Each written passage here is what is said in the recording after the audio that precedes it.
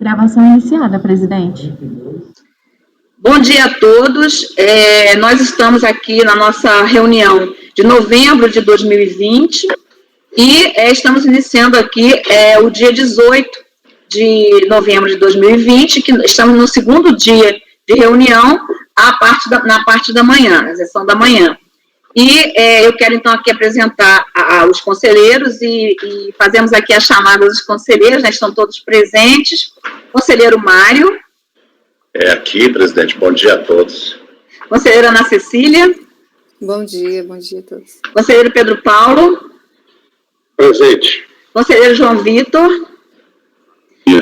Bom dia. Conselheiro Marcelo. Maurício, desculpe. Conselheiro presente, bom dia a todos. Conselheiro Marcelo Milton. Bom dia a todos, bom trabalho. Conselheira Rita. Bom dia. E eu, conselheira Maria Helena, que estou presidindo a sessão. Esclarecendo, o conselheiro Marcelo Milton é suplente convocado para completar aqui a representação dos contribuintes. E, então, nós já temos iniciaríamos aqui pelo número 45, não é? Iríamos iniciar agora de manhã pelo número 45 da pauta, porém, nós temos um pedido de sustentação oral por videoconferência para o número 61. E aí eu indago para o nosso apoio, se o patrono já estiver presente, nós começaremos já por ele. Se pudesse fazer a convocação. O patrono já está presente, farei a convocação. Obrigada.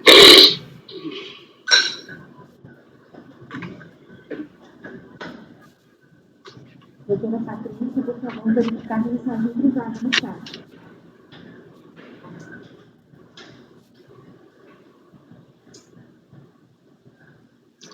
Então, o número 61 da pauta de relatoria, só para adiantar, relatoria do conselheiro Pedro Paulo, contribuinte Alberto Ponte Garcia Júnior, e o patrono é Dr. Pedro Monteiro Bonfim Belo.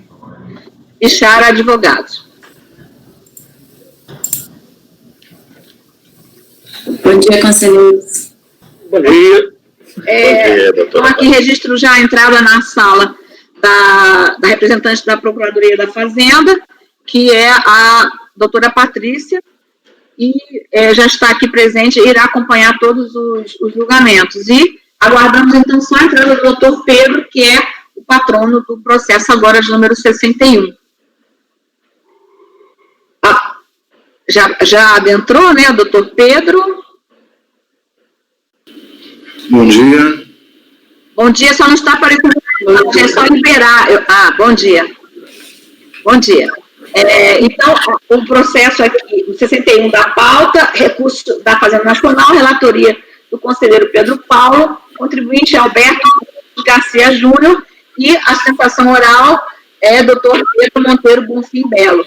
Eu até já fiz a apresentação de todos os conselheiros, nós temos um suplente convocado para completar a representação dos contribuintes.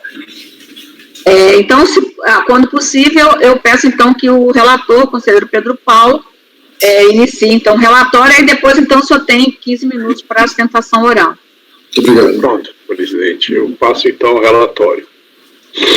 Cuida-se de recurso especial interposto pela Fazenda Nacional em face do acórdão tal, que deu provimento ao recurso nos termos do dispositivo a seguir reproduzido. Eu reproduzo o dispositivo e a ementa do julgado, que eu me dispenso de ler. O recurso visa rediscutir a seguinte matéria: a incidência de imposto de renda sobre valores recebidos a título de abono variável, instituído pela Lei Estadual 4.631 de 2005. Em exame de admissibilidade, a presidente da Câmara de Origem deu seguimento ao apelo. Em suas razões recursais, a Fazenda Nacional aduz em síntese que o abono variável foi instituído para os membros da Magistratura Federal, nos termos da Lei 9.655/98, alterada pela Lei 10.474 de 2002, que em 27 de junho de 2002 foi editada a Lei número 10.477, que dispondo sobre a remuneração do Ministério Público da União, estendeu o abono variável concedido aos membros da Magistratura Federal, bem como a forma de cálculo e pagamento aos membros do Ministério Público da União. E aí ela transcreve o recurso que em 12 de dezembro vou só apagar isso aqui, tá?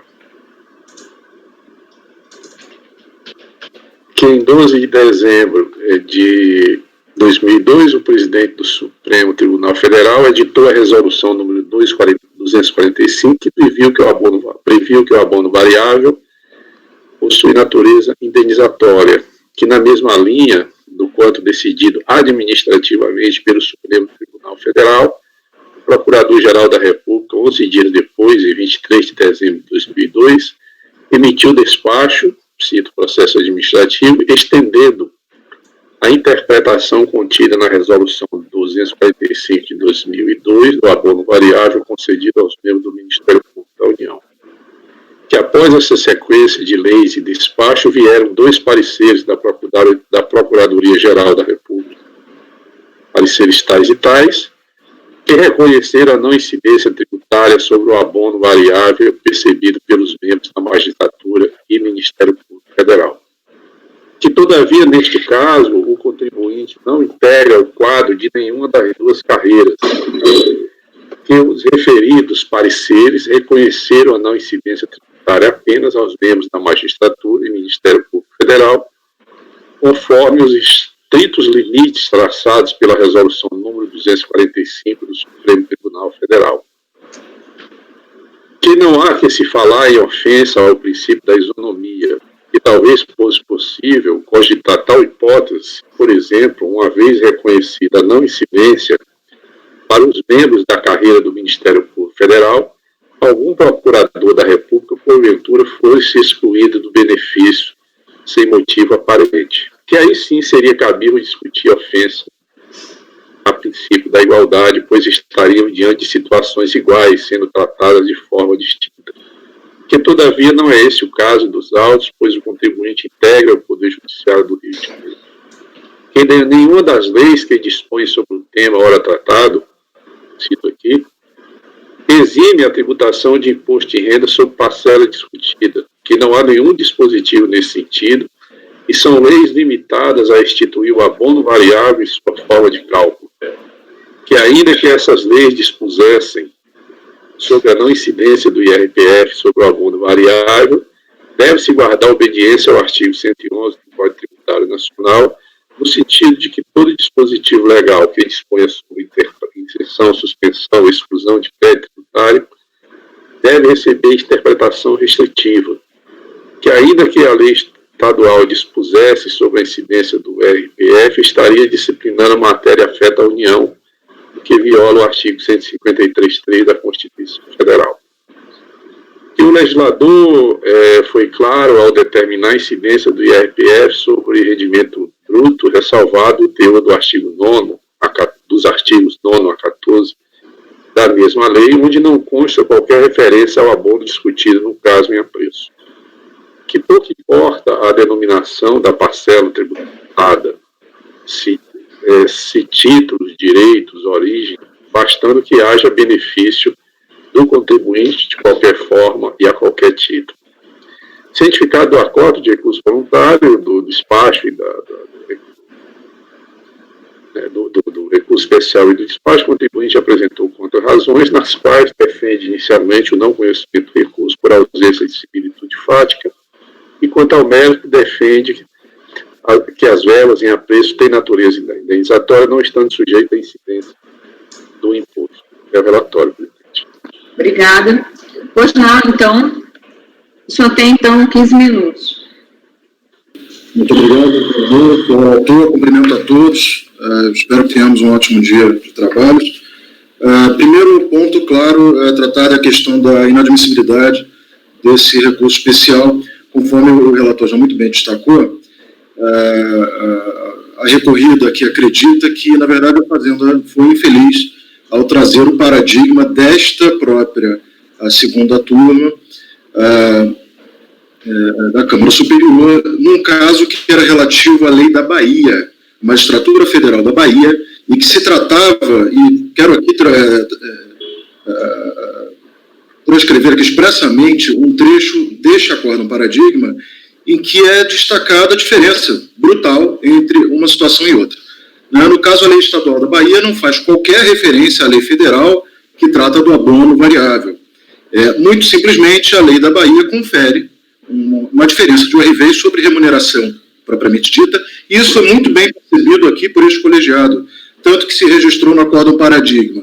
Conforme relatório, discute-se nos autos a incidência do imposto de renda sobre os valores recebidos em razão de lei estadual que previa pagamento de diferenças decorrentes de erro na conversão da moeda, o RV, coisa mais RV. Segundo argumentos apontados no recurso, a verba em questão não possui a mesma natureza do abono variável pago aos membros da Magistratura Federal e ao Ministério Público Federal. E, por tal razão, não se aplica ao caso da Resolução 245/2002, devendo ser afastada a tributação. De fato, esta a peculiaridade principal aqui do caso e que traduz a ausência de similitude fática entre o acórdão eleito aqui como paradigma e o nosso caso concreto. Nosso caso concreto é expressamente a lei estadual do Rio de Janeiro, faz expressa remissão à legislação federal, então, portanto, só estende aquele abono variável concedido à magistratura federal, que é reconhecido pela Resolução 245 do Supremo, para os magistrados estaduais. Portanto, ainda que superado esse primeiro ponto, a recorrida aqui vem trazer também outras duas questões de igual relevância. Primeiro, lógico, não cabe aqui estender, mas o próprio Supremo já definiu essa questão sobre o abono variável ser de natureza indenizatória. Aí não há mais dúvidas sobre o ponto. Agora, uma última questão que precisa ser também decidida aqui nesse colegiado, que é referente à ilegitimidade da União Federal sobre qualquer parte do IRPF da remuneração de magistrados estaduais, que, de acordo com o artigo 157, inciso 1 da Constituição Federal, é devido aos próprios estados. Portanto, aqui se está falando de uma tributação impossível por parte da União Federal, né? Não tem qualquer legitimidade sobre esses valores. Agora, ainda que não fosse assim, um argumento que traz também a Procuradoria em seu recurso também é todo impertinente em relação à suposta violação do artigo 153.3 da Constituição. Seria a suposta invasão de competência do Estado, ter conferido uma isenção quando seria matéria, né, da própria União Federal. E que, na verdade, esse argumento é até estranho que vem aqui diante do CAF, porque a União Federal jamais ajuizou uma ADIM sobre o tema. Portanto, se há um lugar para se discutir, claro que é um lugar, é a esfera judiciária, né, ou até, enfim, que o Estado promova esse embate nos caminhos adequados, né, mas não é diante do CARF, vai tentar promover uma alegação de inconstitucionalidade de uma lei estadual, sem jamais tê-la desafiado no plano pelos meios adequados. Portanto, de uma forma bastante breve, apenas fazendo esses destaques, que se requer, claro, primeiro plano, a própria negativa de segmento, que se reconheça o encaminhamento desse recurso especial da Fazenda Nacional e que, ainda que superado, ainda que ele admitido, regularmente processado, seja mantida a decisão da Câmara Baixa, portanto, desprovido o recurso especial. Muito obrigado. Obrigada. Podemos, então, passar ao voto? Passo ao voto, presidente. O recurso é tempestivo e atende aos demais pressupostos de admissibilidade. Eu vou acrescentar aqui na discussão da admissibilidade os fundamentos aqui para o conhecimento do recurso. A matéria trazida ao colegiado é a incidência de contribuição sobre verbas recebidas supostamente a título de abono, né? E nesse aspecto, o fato de ter sido os magistrados da Bahia ou do Rio de Janeiro não muda o fato, quer dizer, a discussão é se essa verba tem ou não natureza remuneratória ou indenizatória, e nesse aspecto há evidente similitude fática entre os julgados, né? Portanto, o paradigma é apto, sim, a demonstrar divergência de interpretação, portanto, eu conheço o recurso. Não sei se a senhora quer julgar de imediato questão do conhecimento. Sim, doutora Marilene, porque eu acho que a gente tem um precedente no tribunal colegiado, acho que, se eu não me engano, acho que até da senhora, que nesse caso foi pelo não conhecimento, né, por entender que as legislações, além de diferentes, né, o conteúdo delas também tinha um viés diferente, se eu não me engano. É porque, coloco até para os senhores, até para, não teria problema nenhum rever isso. A questão aqui que me levou a não conhecer um caso também, que era uma outra, não lembro se era Ministério Público ou Magistratura Estadual, versus o RV. E aí, na própria resolução, viu, conselheiro Pedro Paulo, o que me fez não conhecer é o seguinte, porque, para mim, um dos fundamentos que eu utilizo, né, para quando a gente examina o RV, é que a ORV não estava lá naquele outro, certo? Não estava no 245. Então, ainda que se entendesse, no caso da Bahia, ainda que se entendesse que teria alguma analogia, por analogia, não era verbo de ORV, que a RV ficou fora. Eu vou ler aqui o que eu, se interpretarem de outra maneira, eu até revejo o posicionamento. Mas isso não tem nada a ver com o fato agora desse abono, esse abono aqui lá do Rio de Janeiro, do tanto Ministério Público, esse é mesmo um abono variável lá, que foi dado da mesma forma. Sim, você acha que não é? Não.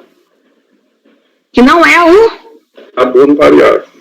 Sim, mas, enfim, ainda pode-se fazer uma associação. Eu também não entendo que se estenda aí, tá? Apenas se utilizou a mesma forma de pagamento. A lei disse só que era a mesma forma de pagamento, mas... Também não é não, presidente. Essa aqui é a questão. Tá, agora, é igual a da URV? É isso que eu estou falando, porque olha só, Pedro Paulo, 245 diz assim, ó, é o 245 que quer se aplicar. Diz assim, para os efeitos do artigo 2º da Lei 10.474, e para que se assegure isonomia de tratamento entre os beneficiários, o abono será calculado individualmente, observando-se conjugadamente os seguintes critérios. Aí, 1. Apuração mês a mês, de janeiro de 98 a maio de 2002, da diferença entre os vencimentos resultantes da Lei 10.474, tá? Acrescida das vantagens pessoais, tá? E a remuneração, a diferença entre isso e a remuneração mensal efetivamente percebida pelo magistrado a qualquer título, o que inclui, exemplificativamente, as verbas referentes de URV, PAI, 10,87 e recálculo da representação. Ou seja, isso é o subtraendo, que eu entendi. Tem o minuendo, tem o subtraindo. Aí depois, seguinte critério, o montante das diferenças mensais apuradas na forma acima será dividido em 24 vezes. Isso era um abono variável. Os 24 vezes. 245, não é isso? E 245. Então, na hora que ele faz o cálculo, ele diz assim, ó, a diferença entre os vencimentos resultantes, porque justamente a questão era que não foi aplicada a lei na hora que ela deveria, e aí ficou aquele valor, e aí se fez esse abono variável para compensar isso, certo? Porque tinha questão de subsídio. Eu não, teria que se enfronhar mais ali na lei, mas enfim, pelo que interessa aqui. O que era o abono variável? Era apuração mês a mês, de janeiro a maio, da diferença entre os vencimentos da 10.474, que era o que deveria estar sendo pago, não está sendo, acrescido das vantagens pessoais, e a remuneração mensal efetivamente recebida pelo magistrado, a qualquer título, o que inclui, exemplificativamente, as verbas referentes à diferença de URV, PAI, 10,87 e recálculo da representação. E aí, a diferença, minuendo o que ele recebeu, o que ele deveria ter recebido, subtraindo o que ele recebeu. A diferença, e não está em URV, é impossível porque está no subtraindo. E aí, essa diferença era dividida em 24 vezes. Isso é abono variável. Por isso que na hora... dos magistrados federais. Federais, exatamente. Então, na hora que se pagou essa URV para a Bahia, sempre eu disse aqui desde o primeiro dia, ainda que se quisesse fazer analogia, a URV não entrou aqui. Como poderia dar só URV? Na Bahia era só URV. Então, por isso é que eu não conheci esse programa. Do meu voto aqui do mérito. Sim. Na sessão passada até teve um voto do João Vitor, que eu procurei esse meu voto aqui, não achei. Eu vou ler um trecho aqui do voto, no mérito, para que a gente veja essa questão. No mérito eu não tenho dúvida não, viu? Não é no mérito. Eu estou dizendo no mérito para exatamente voltar à questão do conhecimento. Sim. E eu só quero ver a sequência dos fatos. Quer dizer, na verdade, essa resolução é porque eu não quero ler o voto todo, porque não seria pertinente. Eu digo assim, eu vou só ler só os trechos que interessam aqui para a gente analisar essa questão do conhecimento. Quanto ao mérito, a matéria devolvida ao colegiado diz respeito à natureza da verba recebida, a verba recebida pelo recorrente que for atribuída aos membros do Poder Judiciário pela Lei Estadual 3.396 de 2000. Essas verbas foram recebidas em 2001 e 2002. Mais na frente eu cito essa lei aqui.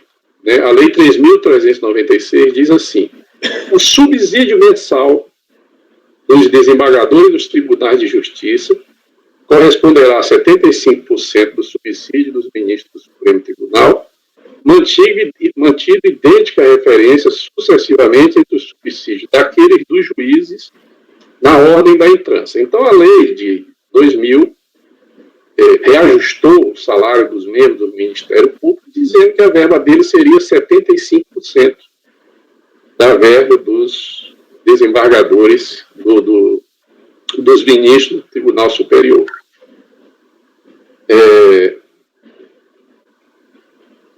Quando foi em 2005, certo? Depois que saiu a resolução do Supremo Tribunal Federal,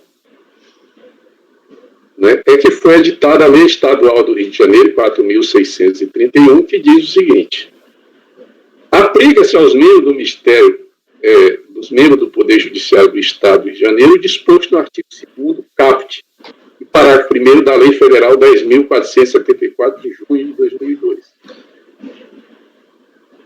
Na verdade, essa lei ela veio apenas, né, para forçar uma isonomia, certo, com os membros do Ministério Público. Tanto é certo que, nos anos 2001 e 2002, não só o Estado do Rio de Janeiro fez a retenção na fonte, quanto os magistrados declararam esse imposto de renda.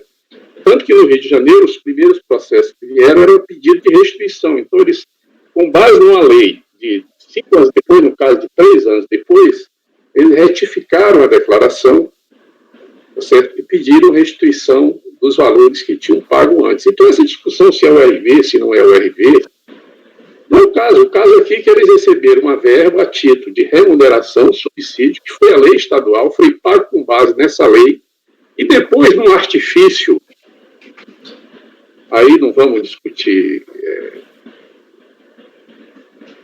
uma questão ética ou moral, qualquer coisa que o valha, num artifício se tentou forçar uma isonomia. Não há nenhuma descrição, inclusive na verba que eles receberam do Rio de Janeiro, se isso é o RV, o que era isso. Então, sim, mas o paradigma é o RV, esse que é o problema, o paradigma é o RV. Tudo bem, eu só estou querendo dizer a minha posição, eu voto pelo conhecimento, eu não tenho nenhum interesse em convencer ninguém sobre isso. Nem eu só estou olhando aqui que dentro desse abono, pelo que eu li aqui, não sei se tem uma interpretação diferente, eu li aqui a resolução que é a base sempre para se dizer, ela está tirando a ORV. Por quê? Porque os magistrados já estavam recebendo a ORV. E essas outras verbas aqui, PAI, 10,87, de campo de representação, certo? Não sei se tem outra interpretação. Veja, apuração mês a mês, de janeiro a maio, da diferença entre os vencimentos resultantes da lei, que era o que devia ter sido pago, né? Acrescido das vantagens pessoais e a remuneração mensal efetivamente percebida pelo magistrado, ou qualquer título, o que inclui, efetivamente, verbas referentes à diferença de URV, PAI, 10,87 e recálculo, ou seja, pega o que estava na lei e vê e mais as vantagens pessoais, diminuindo, aí subtraindo a parte, essas coisas aqui que ele estava recebendo, incluindo essas coisas. A diferença, aí diz aqui, o montante das diferenças mensais apurado na forma do inciso 1, que eu acabei de ler no inciso 1, né, dividido em 24 parcelas mensais para pagamento dos meses de janeiro de 2003 a dezembro de 2004. Isso foi o abono variável. Dos magistrados federais, presidente. Hein? Dos magistrados federais. Sim, Pedro Paulo. Na Bahia, é só a diferença de URV, que não estava aqui nisso. Então, eu sempre disse que na URV, ainda que seja, não seja nada a ver com o RV, esse do Rio de Janeiro, não tem nada a ver com o RV. Eu entendo que não tem, eu já pus minha posição aqui, aliás, foi unânime na Câmara Superior, um julgamento, que acho que foi 2012, 2013, que até tem outro caso aqui que nós vamos examinar na pauta, que eu até estou colocando ali, em 2012, 2013, foi unânime na Câmara Superior, se dando provimento ao recurso da Fazenda, ou se negando provimento ao recurso do contribuinte, nesse mesmo caso do Rio de Janeiro. O que eu estou dizendo é o seguinte, no caso da URV da Bahia, eu nem sequer conseguiria associar isso, ainda que se quisesse fazer uma analogia da Bahia, porque era o RV, e o RV, ela foi tirada desse abono, ela não estava integrando o abono, essa que é a questão. Ainda se quisesse fazer essa analogia, tanto assim que foi muito depois que a Bahia recebeu. Eu estou dizendo, presidente, que neste caso aqui, também não se consegue fazer nenhuma analogia com a verba federal, presidente. Sim, mas é outra verba. A questão, então, aqui que a gente tem que perceber é o seguinte, que se a natureza da verba que está se analisando, se ela tem alguma influência... Ela é remuneratória ou indenizatória? Sim, sim, a natureza da verba influencia nessa conclusão. Ou seja, no caso da URV, para mim, também se a verba é remuneratória ou indenizatória. Sequer entraria na questão de analogia ou não, porque era outra coisa. Agora, no caso dos magistrados do Rio de Janeiro, né, a sistemática de vencimento adotada foi a mesma de lá, a sistemática, mas em nenhum momento se disse nada mais do que se disse da outra, certo? E mais, a lei foi depois ainda do que as pessoas já tinham recebido. E aí você diz assim, conteúdo indenizatório é uma coisa que a pessoa já recebeu antes da lei do Rio de Janeiro ou Rio de Janeiro. Ainda tem isso, do Rio de Janeiro. Agora, eu entendi assim que com todas as vênias, né, a comparação aí teria que ser feita com um paradigma do Rio de Janeiro. Foi o meu entendimento, inclusive num precedente que a conselheira Rita, inclusive, citou aí. Agora, eu posso estar, pode ser que tenha algum liame aí que se possa dizer assim, o que está se discutindo? A natureza, né? A natureza se pode ou não aplicar a mesma coisa que se aplicou lá, certo? Eu acho que teria que ser alguma coisa igual àquilo que está se discutindo nesse processo. Mas aí se traz alguma coisa que, para o meu entendimento, tanto é que o meu entendimento sequer chegaria nesse ponto de analogia. Eu sempre falei isso aqui. Sempre me espantei, assim, das pessoas com todas as vênias, defendendo uma analogia, uma coisa que no próprio abono variável da magistratura do Ministério Público Federal já não estava entrando no abono. Alguém interpreta diferente essa resolução? Não sei se estão olhando aí o texto que eu li aqui, tem essa como é que ele mostra o que está nesse abono. E ele está tirando aqui, excluindo a URV, que era o que o magistrado já estava recebendo, o que ele não estava recebendo era essa parte da diferença, por isso que foi feito esse abono em 24 vezes. Bom, é só isso que a gente tem. Eu não estou em posição assim fechada, não. Eu, naquele momento, entendi que havia outros casos, né, esse caso da magistratura, tem inclusive um caso da Câmara Superior unânime, exatamente o mesmo caso. Voto meu, inclusive. Mas só para fechar, e eu não vou mais... Em posicionamento contrário, né? A minha posição é que se discute a natureza indenizatória da verba recebida, se é remuneratória ou é indenizatória. Essas circunstâncias outras, elas não são circunstâncias acidentais, não são a essência Bem, eu entendo que o que se discute é a questão, a verba indenizatória, não só dizendo que eu estou aqui trazendo esse posicionamento, é exatamente o mesmo que o conselheiro Pedro Paulo está falando em relação ao abono variável. E aí o paradigma é abono variável? Não, é o RV. É o RV. Mas o que eu estou dizendo, presidente, que neste caso não é abono variável, presidente. Mas você está no mérito, que a doutora Marilena está tentando entender que na concepção dela é que a gente está diante de verbas distintas. Ainda que no mérito possa ser, de fato, todas as duas consideradas como remuneratórias. Eu peço que leiam a resolução 245 e vejam se tem algum liame. Elas decorrem de situações diferentes, né? Porque a URV, ela decorreu da alteração de plano econômico. Essa outra verba, ela, pelo que eu entendi, ela sobreveio depois da alteração trazida pela emenda constitucional 19, que mudou o inciso 5º do artigo 93, e aí por essa razão foi feita uma diferença, uma diferença remuneratória para acrescer ali a remuneração dos magistrados, mas assim, são verbas de naturezas eminentemente distintas, assim, ao meu ver. Não tem semelhança. Então, se a gente vai analisar a natureza da verba, é essencial que essa verba, ela seja, do paradigma, ela seja, de fato, similar à que a gente vai apreciar aqui. Então, eu não vejo também como, já adiantando aqui, como conhecer. Bem, esse foi meu... Eu peço até que olhem essa resolução, porque eu estou entendendo errado. Mas eu entendo que você trazer uma verba que sequer entrou no abono variável para comparar, não estou dizendo o que se pensava, o que se interpretava dessa URV que muita gente fez analogia, até para dizer que era abono variável. Agora, aí era diferença de URV, como a conselheira Ana Cecília bem falou, eram diferenças de planos econômicos, tanto é assim que foi já, o da Bahia já é 2008, 2009, não é ainda desse período, creio eu, nem é mais desse período aí que realmente, como foi essa forma de remuneração dada para a magistratura federal, todos os estados quiseram também fazer igual. A forma de remuneração. E é isso o tempo todo. Inclusive, né, a conselheira Ana Cecília bem colocou aqui na sessão passada, que na hora que se foi fazer o parecer, que a Fazenda faz o parecer, se traz o parecer da Fazenda, a Fazenda diz, olha, para o abono variável lá, foi essa circunstância.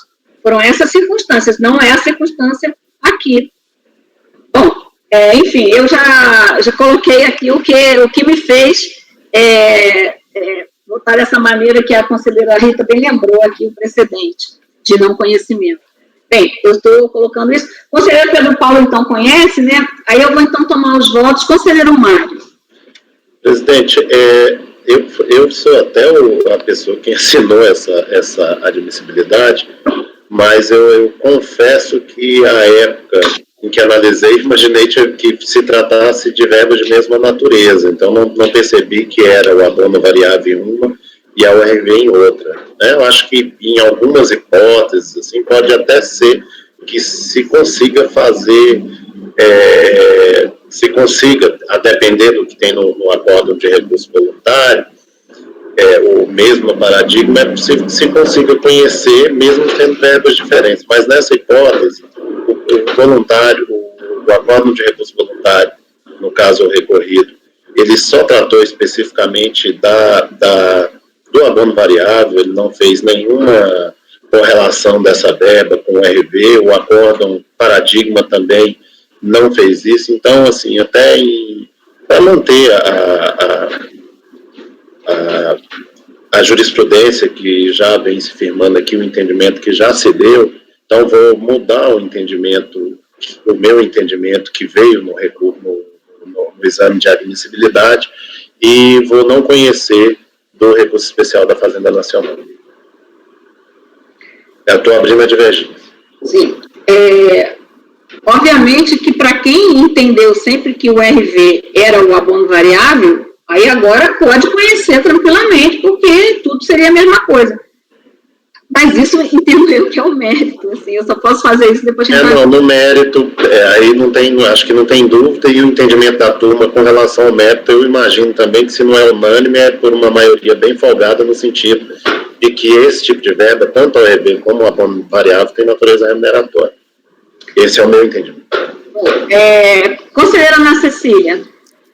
Presidente, eu até já adiantei um pouco, eu vou acompanhar aqui a divergência pelo não conhecimento do recurso, entendendo que o paradigma traz verba de natureza diversa, o que impossibilita, pela divergência, pela ausência de similitude fática, a identificação da divergência jurisprudencial. Conselheiro João Vitor. Bom dia, eu acompanhei todas as discussões e vou acompanhar o relator. Conselheiro Maurício. Vou para a divergência. Conselheiro Marcelo. Com o relator, presidente. Conselheira Rita. Aqui nesse caso, naquele momento, eu até fui vencida, porque eu estava conhecendo, né, o recurso especial naquela ocasião, mas até um outro ponto que me chamou a atenção, e aí quando eu fui analisar um processo de magistrado do Rio de Janeiro, que até então, naquela ocasião, eu só tinha visto os da Bahia, né, que tratava, então, da questão da URV, independente do mérito e considerando até os fundamentos do acórdão recorrido, que eu acho que tem uma discussão que foi relevante no acórdão recorrido, no sentido de que a legislação do Rio, ela só faz menção à lei federal, ou seja, vou pagar aos meus funcionários públicos segundo a lei federal X e Y, para cada uma das categorias. E a lei da Bahia, ela não fazia essa remissão expressa, na verdade, ela criava uma forma de pagamento, e aí a gente entraria depois no mérito se isso seria abono variável ou não seria abono variável, mas eu acho que essa peculiaridade também da lei do Rio de Janeiro, nos dois casos, né, tanto o magistrado quanto o Ministério Público, apenas reproduzir, né, o número da lei, tanto que a lei acho que tem um artigo só, vou pagar nos termos da lei federal. Eu acho que isso, e como foi também meu voto na sessão passada, foi relevante para o colegiado no sentido de que se na esfera federal essa lei especificamente tinha natureza indenizatória, não é pelo fato de eu estar reproduzindo a mesma lei, aplicando a mesma lei no meu estado, que mudaria a natureza jurídica desse pagamento.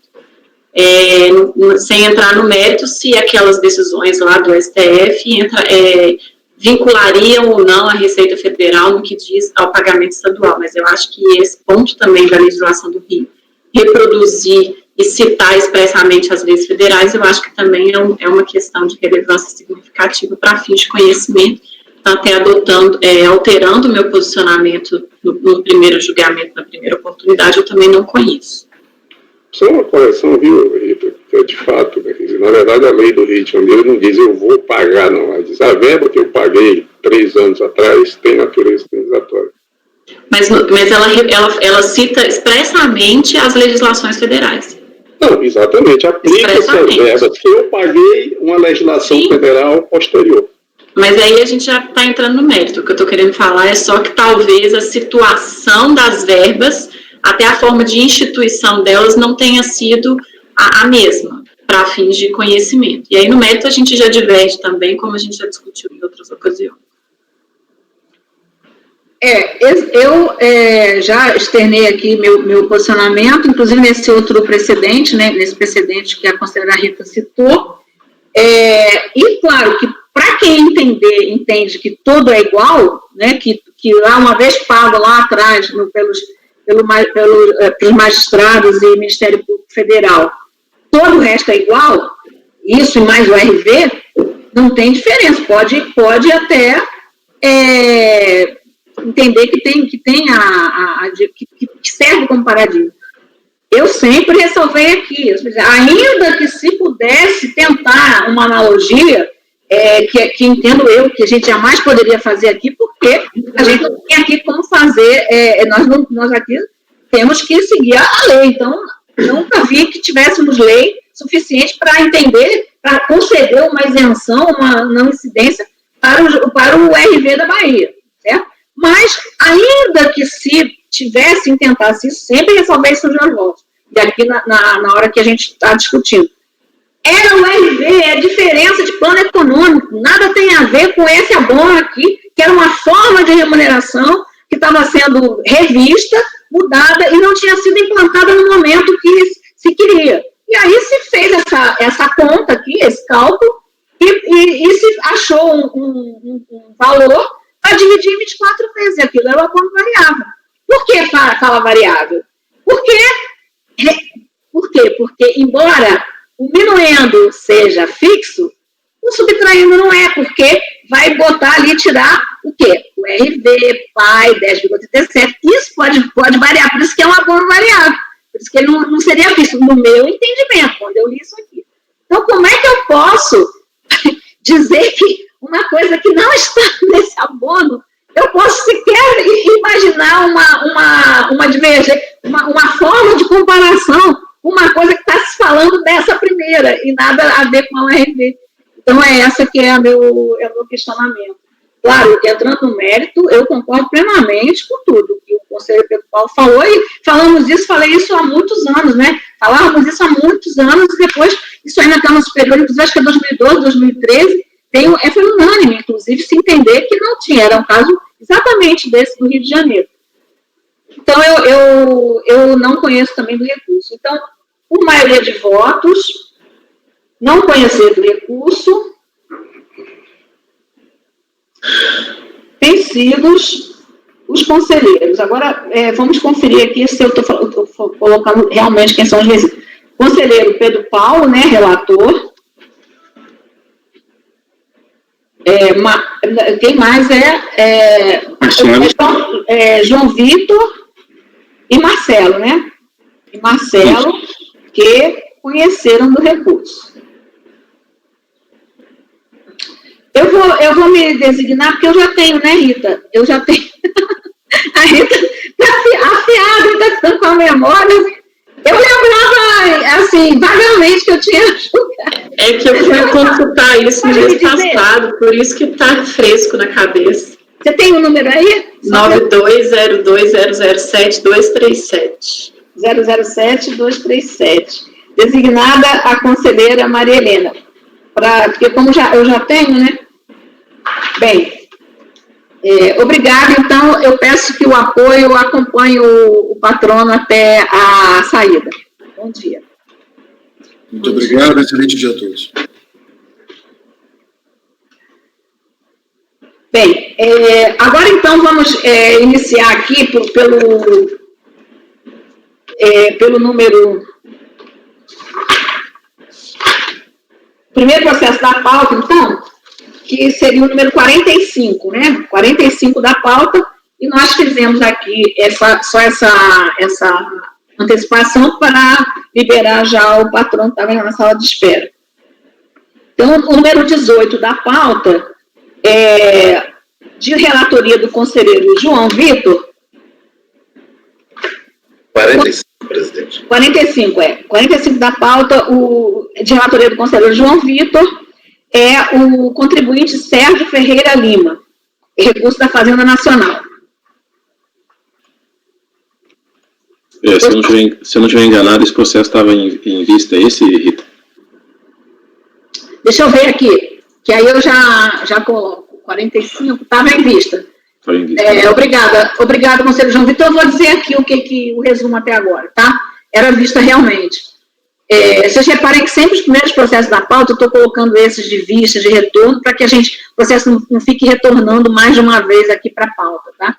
Então, vista para a conselheira Rita, convertida em vista coletiva. O relator votou por conhecer do recurso especial e no mérito por negar-lhe provimento. Divergiram os conselheiros Mário, Pedro Paulo, Ana Cecília, Maurício e Marcelo. Nesse ponto, houve o pedido de vista. Não votaram os demais conselheiros. Lembra, Rita? Eu acho que era a última a votar, né? A penúltima, e aí você pediu a Sim. Aí sim, o conselheiro João Vitor pudesse fazer um resumo, pode ser um resumo, né? Tá, esse aqui é um processo relativamente simples, uma matéria que a gente já julgou.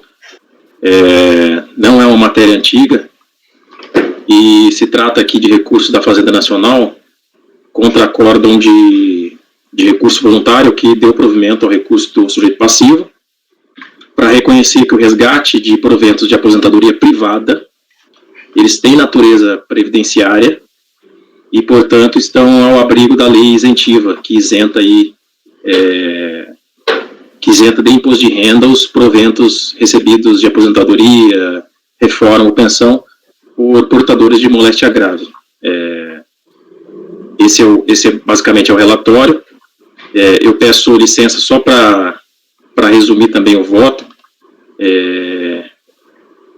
E eu acrescentei ao voto, e eu acho importante mencionar isso, eu estou acrescentando ao voto, eu estava negando provimento ao recurso da Fazenda Nacional, justamente em função de uma jurisprudência bem maciça do Superior Tribunal de Justiça, segundo a qual a faculdade de resgate antecipado, concedida ao participante de fundo de previdência privada complementar, essa jurisprudência determina que essa faculdade ela não afasta a natureza essencialmente previdenciária e, portanto, alimentar do saldo existente, sobretudo em favor, óbvio, dos portadores de moléstia grave, porque aqui nós temos que definir se a pessoa é portadora de moléstia grave e se os proventos têm aquela natureza isentiva determinada pelo regulamento.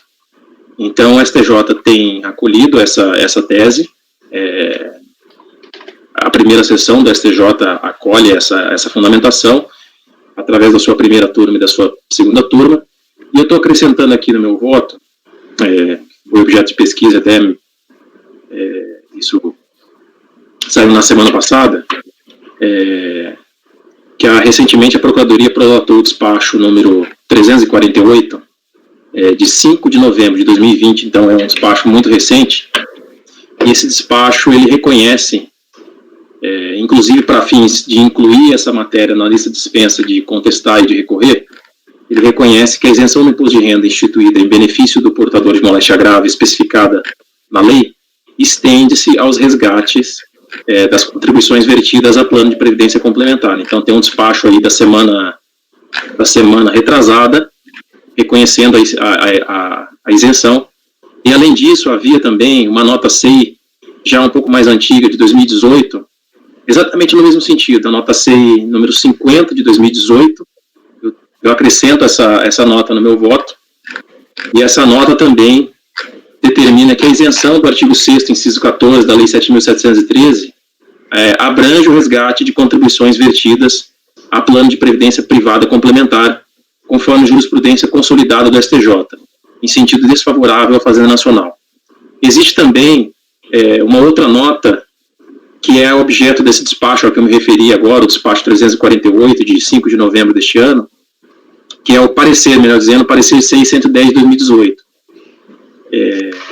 Então, está sendo, através desse despacho, determinada a inclusão dessa matéria na lista de dispensa de contestar e recorrer.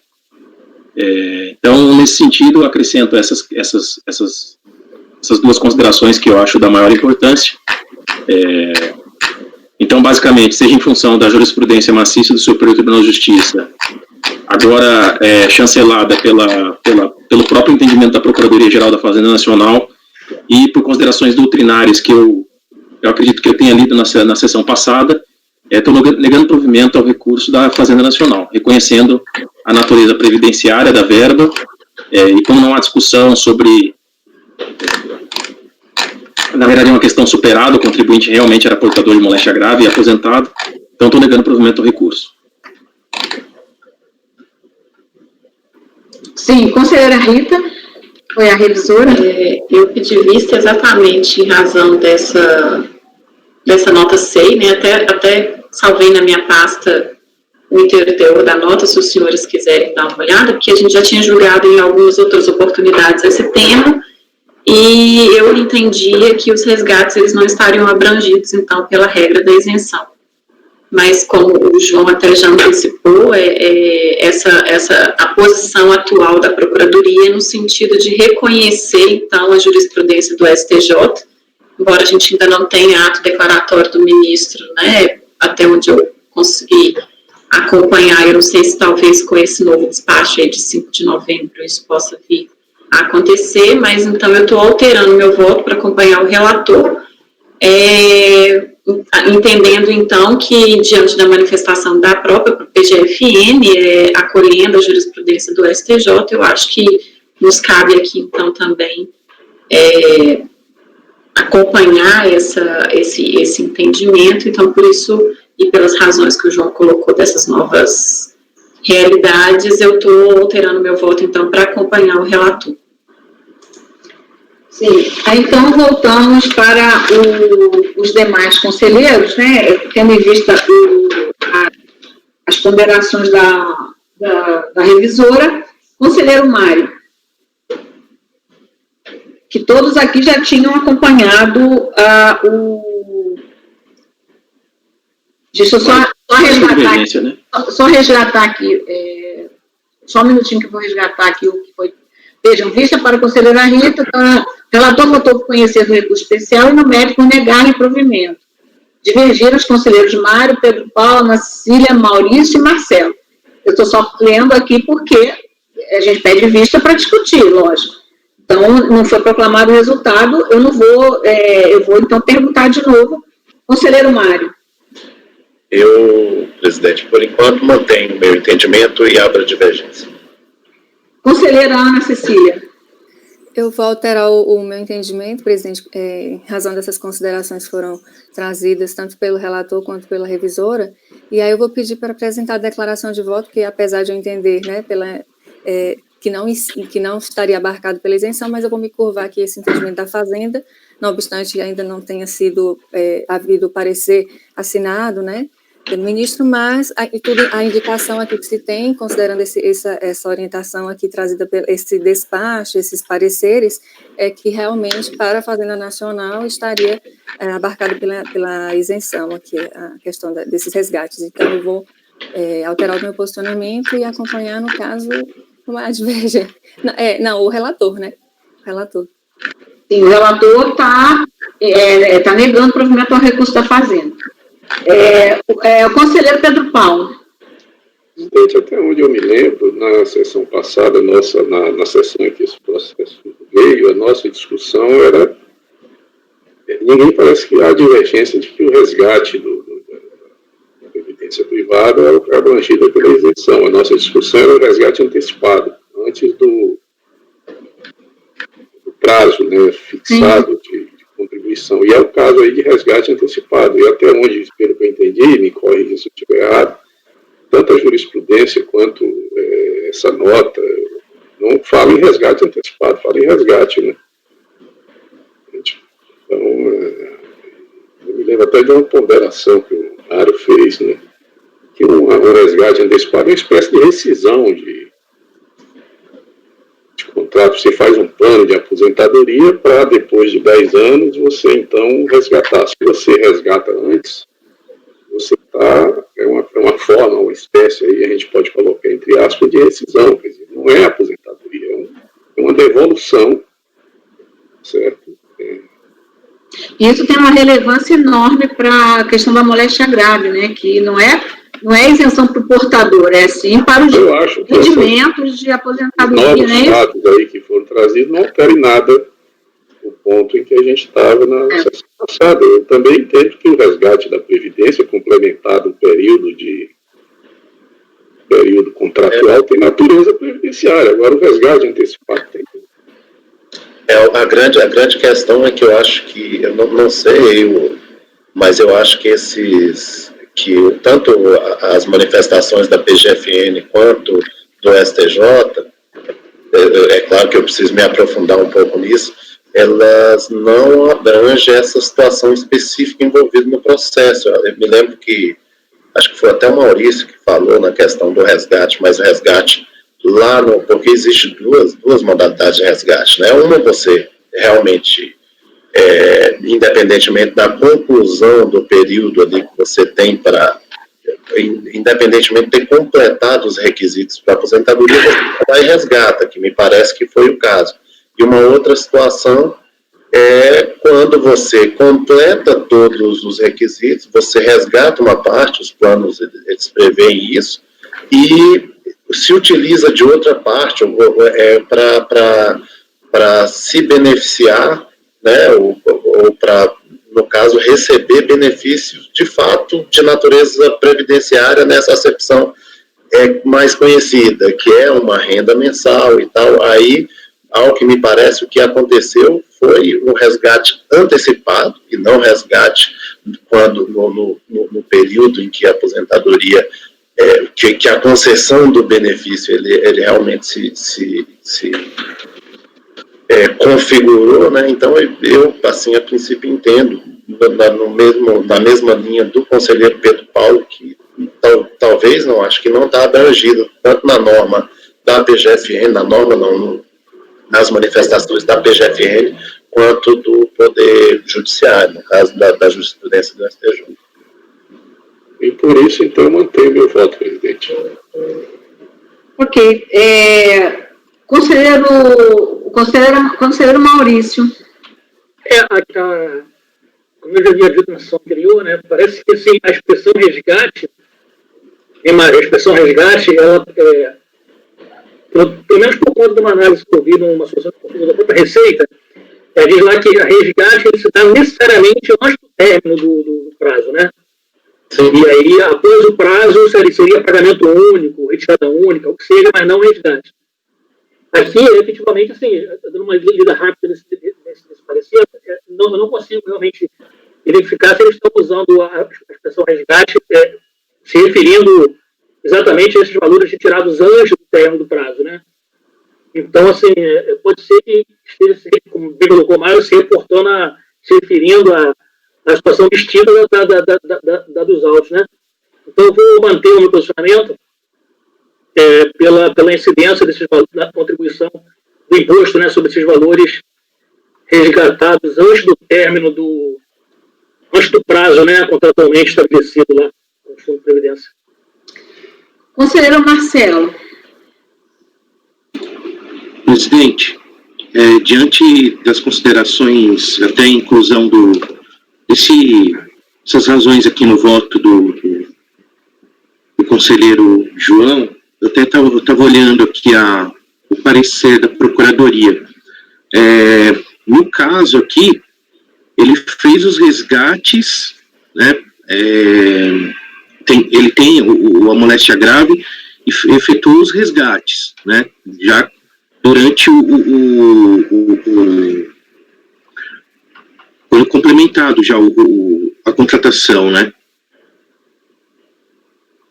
Seria isso que ocorreu, não é? Isso.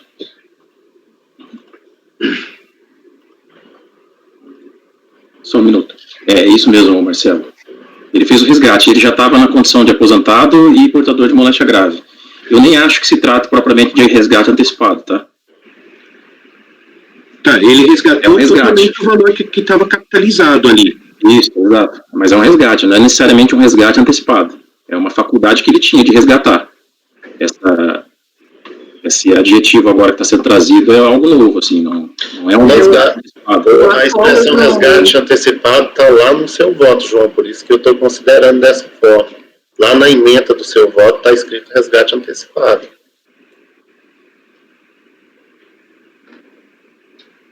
Porque pelo acordo da DRJ, ele fala do recebimento, fala que tem natureza de complementação de aposentadoria, tendo em vista a concessão de aposentadoria. Isso. Se eu estou vendo a mesma verba, né? Não, porque isso aí muda, porque se não é resgate antecipado, aí a situação muda completamente. Eu estou o tempo todo... Sim. Trabalhando com a hipótese de que esse resgate aí se deu antes do prazo. Foi antes do contrato. Não necessariamente antes de ser aposentado pelo regime previdenciário, né?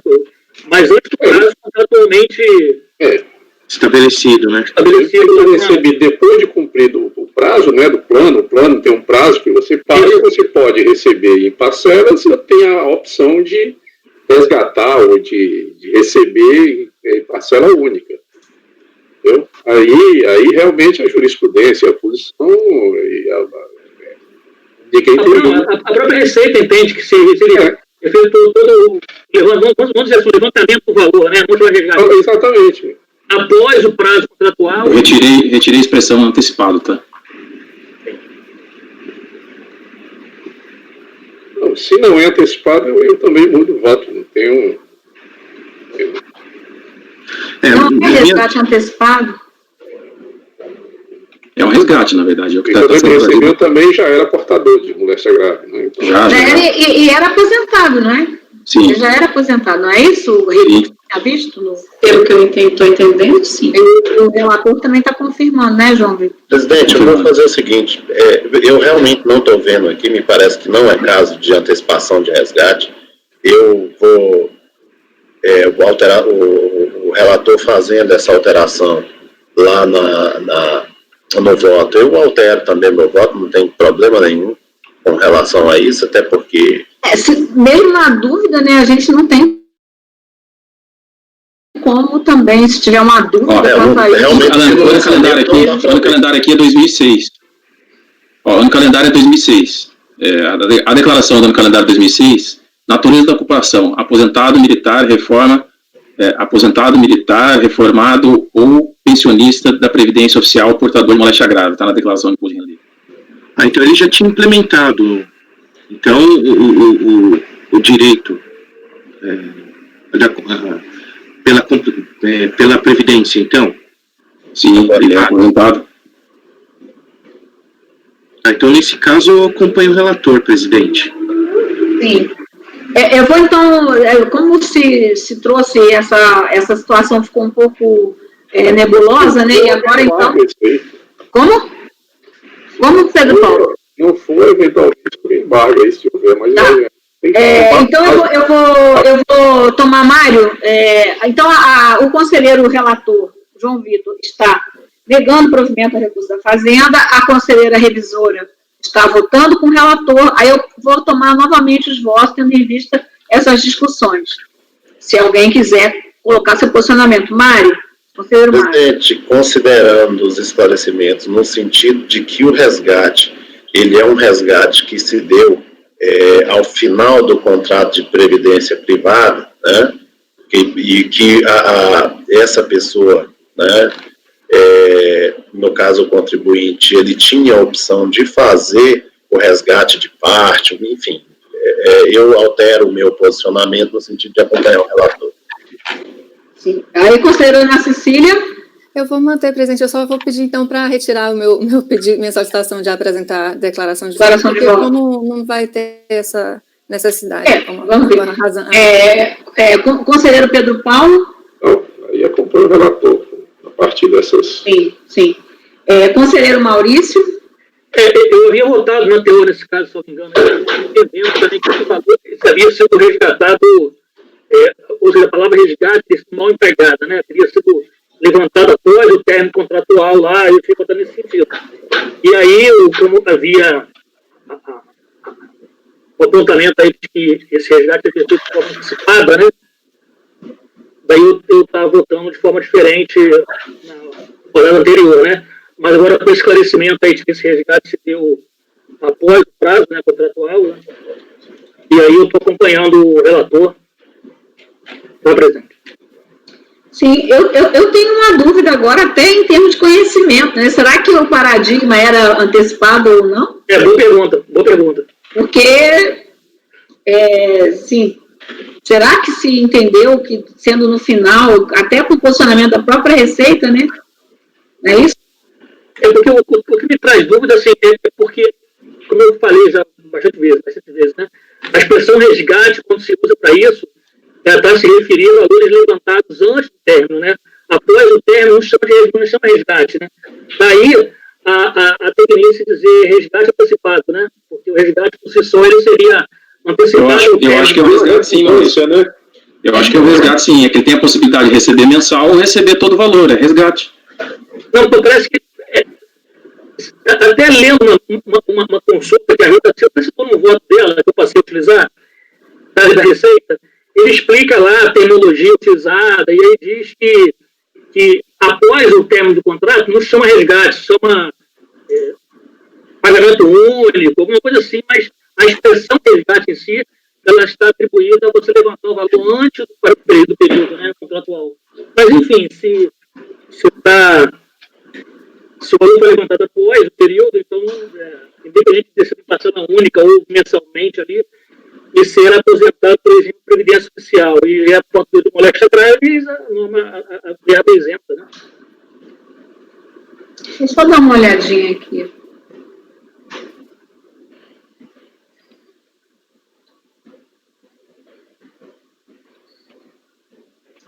Agora eu fiquei com dúvida até na admissibilidade aqui. A admissibilidade fala em resgate também, não é resgate antecipado, não. Mesmo que o regimento de resgate quando não se inclui na regra isentiva. Bom, não sei, pelo menos pela ementa é genérico, né? Os dois lá dentro, são genéricos. Tá. Ok. O recurso também, ele não faz essa... Tudo genérico, né? Bom, aí, claro, a gente entrando no mérito pode ver essa filigrana, né? Para quem importa a filigrana, para quem não importa. Bem, então nós paramos no Maurício, né? Maurício, então, está fazendo o quê? Acompanhando o relator? É isso? Você pode ligar o microfone, Maurício? Desculpa, presidente, eu estou acompanhando o relator. Tá. Conselheiro Marcelo. Da mesma forma que o conselheiro Maurício, com esses esclarecimentos, eu acompanho o relator, presidente. Bom, a conselheira Rita foi a revisora, né? Eu também acompanho o relator, então no 45, por unanimidade de votos, conhecido o recurso e, no mérito, negar-lhe provimento, não é isso? Que era recurso da Fazenda. Negar-lhe provimento. Bom, 46 da pauta, ainda de relatoria do conselheiro João Vitor, 46 da pauta, contribuinte Marcos Fábio Leon, recurso da Fazenda Nacional. Esse foi um processo que está retornando também, por isso que eu coloquei no início da pauta, só que não deu tempo, né? Foi uma daquelas nossas pautas maiores que a gente teve que retirar por decurso do prazo, do tempo aí, sem condição de julgamento. Terminou a sessão. Só uma dúvida, 44 foi designado quem? O relator do voto vencedor? 44 é com vista para mim. Essa eu com vista para a Rita. Deixa para a conselheira Rita convertida. Não, 44 não, desculpe, o 61. 61, eu já tenho. Desculpe, porque eu não estava. É porque eu já tinha, Pedro Paulo. Eu já tinha. Não, é porque eu estava achando que não tinha sido designado, mas aí eu estou. Eu me autodesignei porque eu já tenho isso, já analisei isso aí. Tá. 46. Tá, então podemos seguir, né? Agora o contribuinte Marcos Fábio Leon, recurso da Fazenda, relatoria do conselheiro João Vitor. Está na pasta já, né? Tá. Isso aqui é a dedução de despesa médica, eu pediria licença para ir direto ao voto. É um recurso da Fazenda Nacional. Como todos já sabem, eu entendo que os recibos, a princípio, comprovam o pagamento, porque a legislação assim o determina, principalmente o artigo 80, parágrafo 1º, inciso 3º do Regulamento do Imposto de Renda e o próprio Código Civil, no artigo 320. Então, o recibo é o modo natural de comprovação do pagamento, então eu entendo que, tendo sido comprovados recibos, notas fiscais, enfim, elaborados em consonância com o Regulamento do Imposto de Renda, a dedução seria devida. E no caso concreto, aí eu peço licença para ir direto ao fim do voto, então. No caso concreto, verifica-se que os recibos juntados na impugnação, esses recibos, então, lá na impugnação, alusivos aos honorários de despesas pagos aos profissionais Vânia, Lúcio e Carlos Alberto, estão de acordo com o regulamento, resolvendo-se, pois, o problema de desconformidade levantado pela fiscalização. E, ademais, para contrapor-se as alegações do DRJ, o contribuinte juntou o recurso voluntário, fotocópia dos cheques, esses cheques estão nas folhas 96 e 99, juntou também as declarações de e-folhas 106 e 131, e documentos médicos de e-folhas 107 e 125, relatórios de radiologia odontológica de e-folhas 132 e 134, que também comprovam a prestação de serviços. Então, estou negando provimento ao recurso especial da Fazenda Nacional. Vou abrir o processo aqui. Mas esse é meu voto.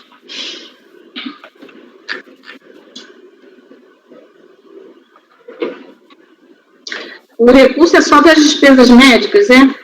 Só isso. E essa glosa de 6.120 que manteve não é despesa médica? É isso? No voto vencido, no voto aqui? Se manteve glosa, não é objeto de recurso, porque o recurso é só... Eu sei que não é objeto de recurso, só fiquei na dúvida que quando você diz assim, dá para restabelecer a dedução de despesas médicas, parece que foi tudo, né? E aí, quando fala de uma outra, é porque não seria a primeira vez, eu tenho um caminho aqui, um processo, que vocês vão ver que tem uma incoerência enorme no resultado. Então, é isso que eu estou perguntando, quer dizer, isso confunde, e se a gente puder aqui esclarecer, certo? É só para...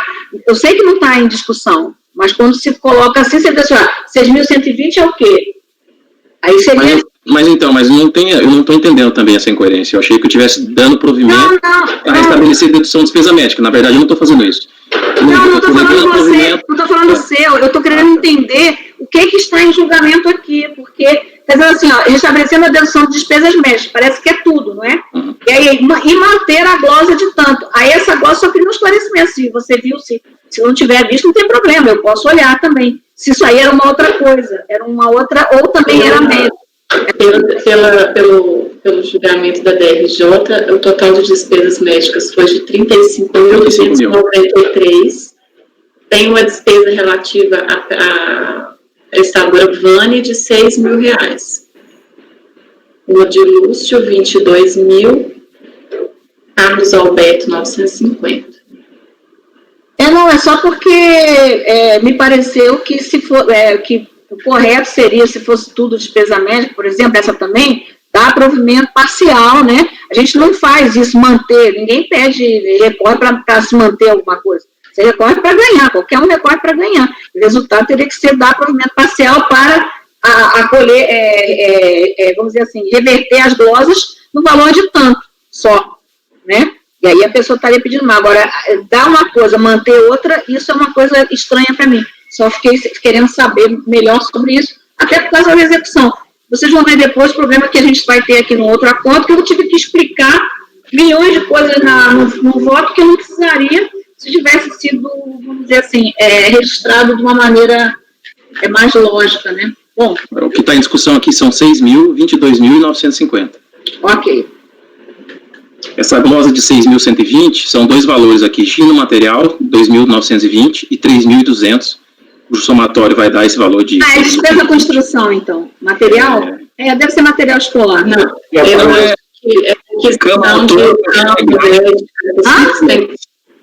é aquisição de coisas de material. Tipo, equipamento médico, cama, tá, perfeito. Tá.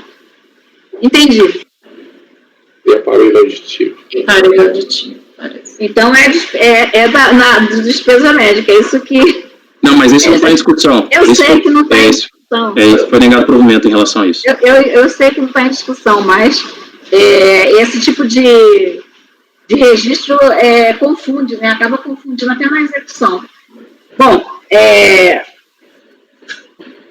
vamos então o conselheiro então está dizendo que foi trazido essa série de documentos, inclusive de cheques, é isso? Isso, tem cheques. Tá. Conselheiro Mário. Presidente, só tem que verificar se os cheques vão bater o valor total aí, mas não é só cheque, tá? Então, eu estava verificando no e-processo, não sei se para os senhores aqui na turma tem alguma diferença, mas os cheques indicados pelo conselheiro João Aldinucci estão em nome de pessoa jurídica. Eu acho que ele é médico, alguma coisa assim. Foi o que ele juntou no recurso voluntário, né, João? Uhum. Eu não tinha visto esse detalhe, tá? Tá. É porque, tá Marcos Fábio Leon, aí vem... Assistência M. Assistência médica.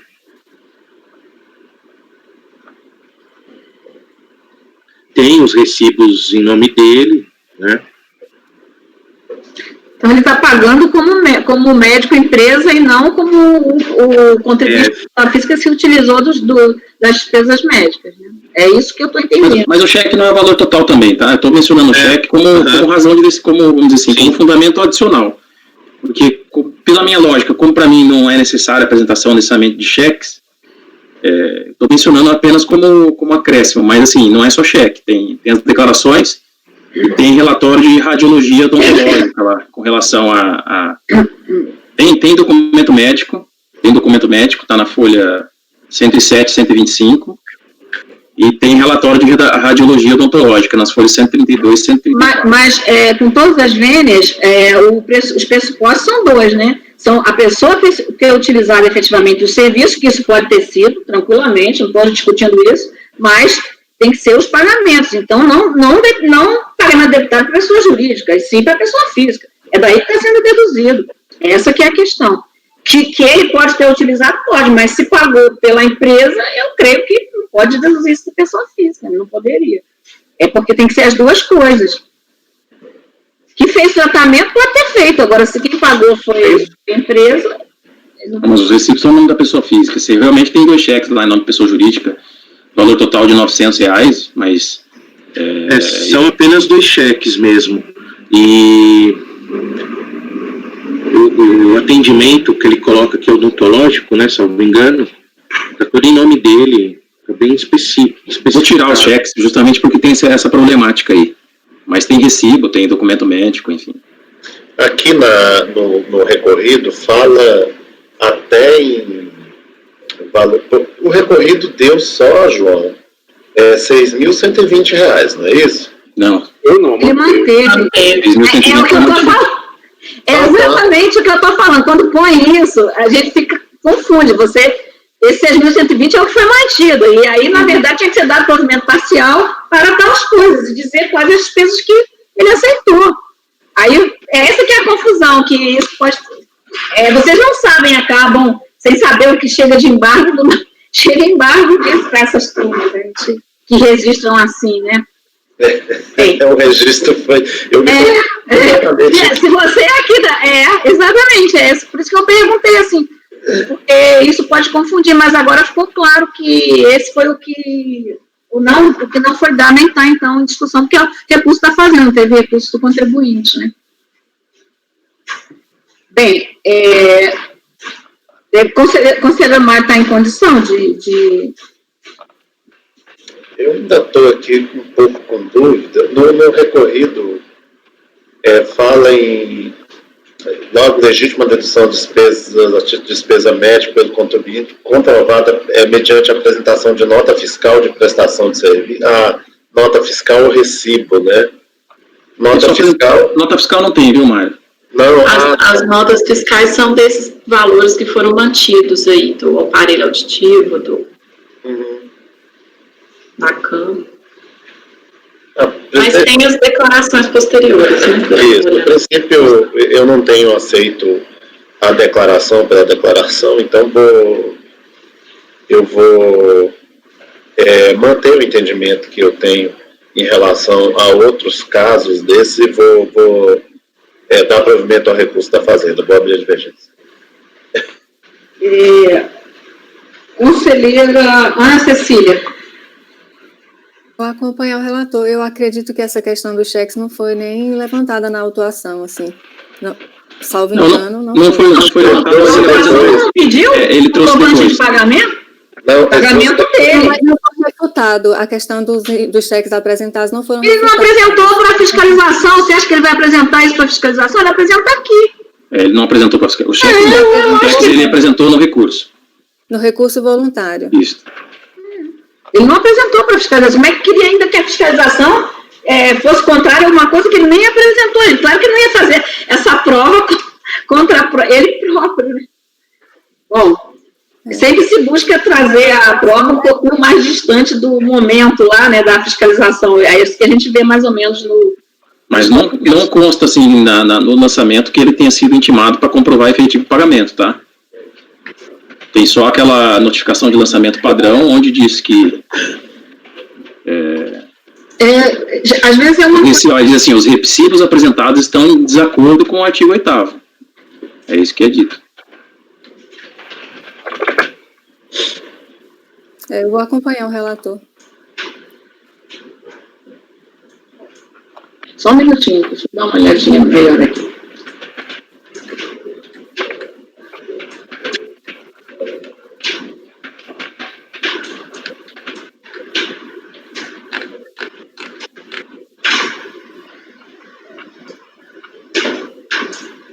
Bem, conselheiro Mário está abrindo a divergência, é isso? Sim. Conselheira Ana Cecília? Eu estou acompanhando o relator. Conselheiro Pedro Paulo? Gente, eu estou vendo que o fundamento da autuação aqui é de que os insídios estão em desacordo. Isso. Mas ele também não fala o que é, né? Fala? Não, só coloca desacordo. Eu vou pedir vista, presidente. Tem umas provas que tem que olhar, eu não tenho condições de olhar isso agora, então eu quero vistas para examinar com calma isso aqui. Ok. Então, eu vou registrar aqui. Isso não é retorno de vista, não, né? Não é retorno de vista. Isso aí é retorno dos processos que não deu tempo de julgar. Tá bom. E a gente está analisando pela primeira vez agora. Tem razão. Uhum. O primeiro, sim, o anterior, sim. Vista para o conselheiro Pedro Paulo, convertida em coletiva. Por favor, conheceu do recurso e, no mérito, negou-lhe provimento. Não é isso, João Vitor? Negou-lhe provimento. Isto. Acompanhou o relator, a conselheira Ana Cecília, não é isso? Divergiu. Quanto ao mérito, só? Quanto ao mérito, acompanhou o relator. Eu já tô colocando aqui conhecer e a gente sabe que na volta pode ser, eu não estou proclamando nada, né? Estou dizendo que ele conheceu e deu provimento. E aí, acompanhado pela conselheira Ana Cecília e divergiu o conselheiro Mário. Né? Aí, nesse ponto, houve o pedido de vista. Presidente, só uma pequena observação aí. Vou ter que examinar depois os paradigmas para ver se... Porque esse paradigma fala, por exemplo, de comprovação de efetivo pagamento e ele está sendo autuado porque os recibos estariam em desconformidade, aí talvez não houvesse similitude fática jurídica. Aí tem que examinar, vou examinar isso também. Eu tenho vários processos dessa mesma matéria que exatamente tem esses problemas de... Depois a gente vai ver de um por um, cada um com a sua... Essa questão do que é a divergência efetivamente, né? O que se decidiu num... Eu acho muito bom o Pedro Paulo ter pedido visto, porque aí todo mundo olha também e a gente chega aqui com uma posição mais, vamos dizer assim, mais segura, né? Uhum. Bom, ficou ok, viu, o conselheiro João Vitor, eu não proclamei nada exatamente porque eu estou deixando em aberto aí, porque o conselheiro Pedro Paulo, ele quer, inclusive, talvez... Não sei nem se é exatamente por causa do conhecimento, mas todo mundo pode ver. Mas agora com essa questão olhe também. Sim, Tá bom. Obrigado, presidente. Obrigado, Pedro. Vamos, então, agora para o 47 da pauta. Vocês querem fazer o intervalo agora? São 10h20? Pode ser. Para 10h35, pode ser? Pode. Então tá. 10h35 nós retornamos. Tchau, tchau. Por favor, poderia interromper a gravação?